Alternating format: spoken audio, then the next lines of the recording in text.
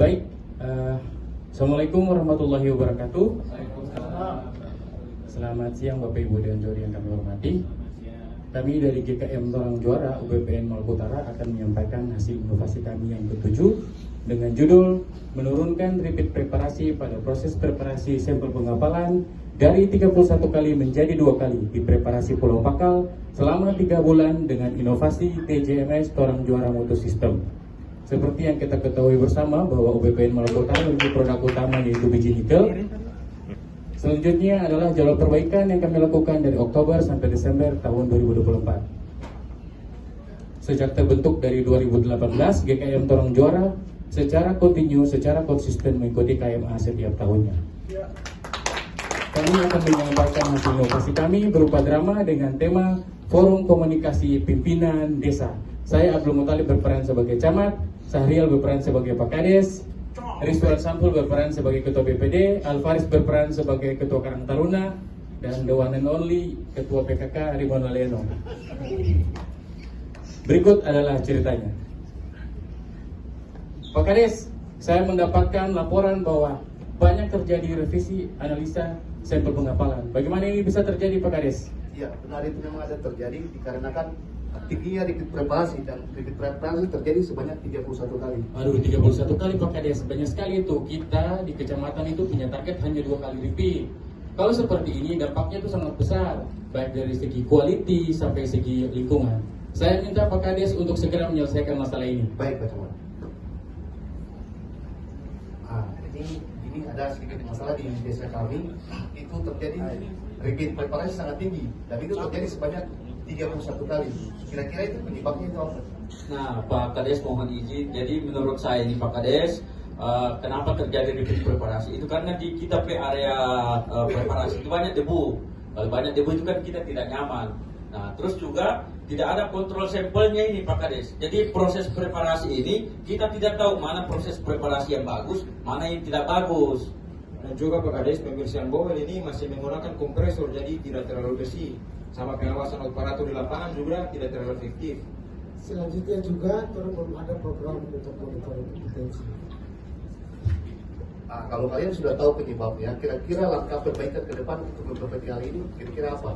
Nah, menurut saya Pak Kades, yang pertama ini tidak ada kontrol sampel sebagai standar acuan. Nah, itu kan di laboratorium itu kan ada namanya sampel CRM, itu bisa kita pakai itu. Atau pakai sampai uji profisiensi saja. Tidak, kalau ini kita buat sendiri saja, kita buat sampel standar menggunakan sampel arsip 70. Ampun saya, anak pintar sampai. Terus yang kedua, belum ada sistem penangkap debu pada double roll. Nah, kalau tidak ada debu ini kan Pak Kades, ya tinggal beli alat hisap debu saja. Atau pakai double roll yang tertutup saja Pak Kades. Tidak, kalau ini kita buat lagi untuk buat sistem debu untuk penghisap debu kita menggunakan sistem cupping. Karena makan apa kok tambah pintar ini? Terus yang ketiga, pembersihan bawah kompresor dengan air kompresor. Nah, itu kalau dianggap tidak bersih ya sudah ini cuci lagi pakai air tuh. Atau pakai kalat gosok-gosok balanga saja. Untuk pembersihan kita menggunakan batu silika, biar kita giling kita untuk berikan pembersihan. Kita lagi banana. Terus yang keempat, pengawasan operator yang tidak efektif. Nah, ini kan kalau tidak efektif ya sudah sudah itu pengawas. Tidak, ini kita pasang CCTV untuk pengawasan dia lebih aman.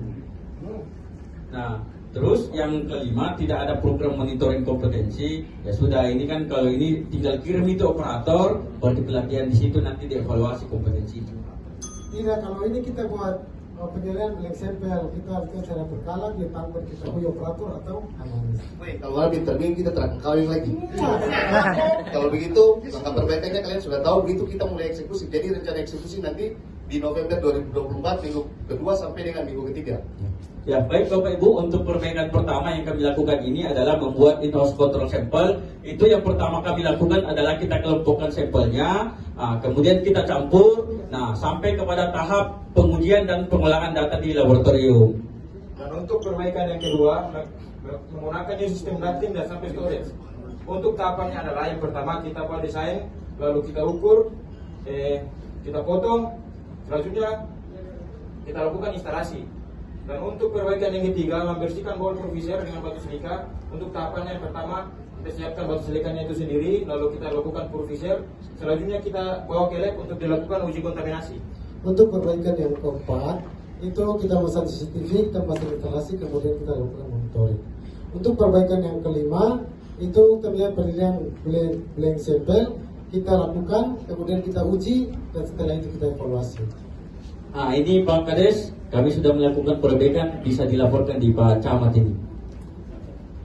Nah, Pak Camat, terkait permasalahan kemarin, kami sama tim dari desa, kami sudah melakukan perbaikan dan hasilnya sudah nol, tidak ada lagi repeat reparasi. Bagaimana bisa nol itu?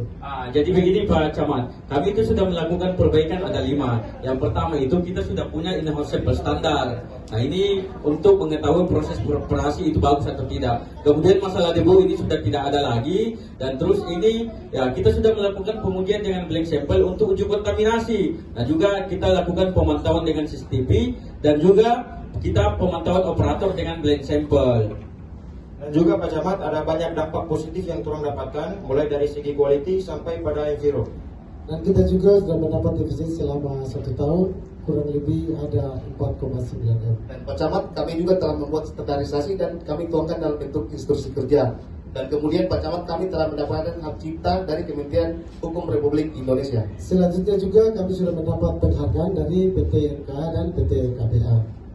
Ya, dan juga Pak Camat, dengan bangga kami sampaikan bahwa preparasi UBPN Maluku Utara sudah mendapat pengakuan dari Komite Akreditasi Nasional dan ini merupakan satu-satunya di unit bisnis pertambangan nikel di seluruh unit Antam. Dan juga Pak Camat, kami juga sudah buat sosialisasi, mulai dari desa Pakal sampai pada Biro QC.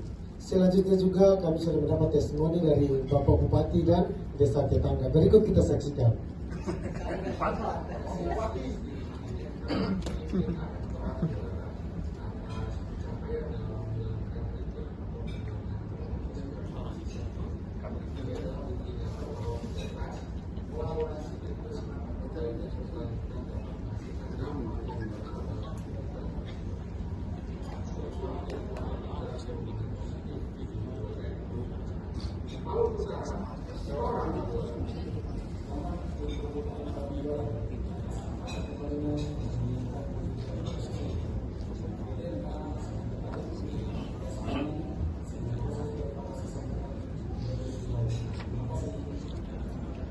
Luar biasa, luar biasa. Kalian sudah dapat pengakuan, dapat penghargaan, dan dapat akreditasi ISO 17025 ruang lingkup preparasi, dan ini merupakan pertama kalinya dan satu-satunya di seluruh unit Antam operasi biji nikel preparasi masuk ke ruang lingkup akreditasi. Selanjutnya saya minta kalian untuk mempercepat proses analisa kimia pada laboratorium UBPN Maluku Utara. Demikianlah presentasi inovasi kami. Terima kasih atas segala perhatian. Assalamualaikum warahmatullahi wabarakatuh. Waalaikumsalam.